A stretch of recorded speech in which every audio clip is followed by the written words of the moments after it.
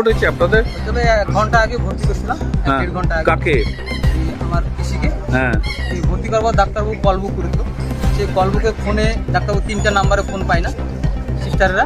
তারপর আমরা সুপারের কাছে যাই। সুপার মশাই বললো, সুপার মশাই 3বার ফোন করলো, কোনো ফোনেই যোগাযোগ হলো না। যে সুপার কাউকে ফোন করে ও যোগাযোগ করলো যে চেম্বারে ওই ট্রিটমেন্ট করছি। তো সমীরুলকে আর একজনকে বললো তাহলে ওকে উঠিয়ে নেই, যদি না আসে তাহলে আমরা এফআইআর করবো, সুপার বললো।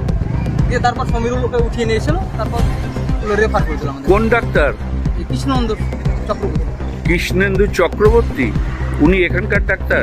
আচ্ছা, ডাক্তার কি করলো এখন? রেফার করে দিল? এসে রেফার করেছিল, রোগীর খারাপ হলো। আচ্ছা, কি নাম রোগী? রোগীর হলো কোহিনুর বিবি।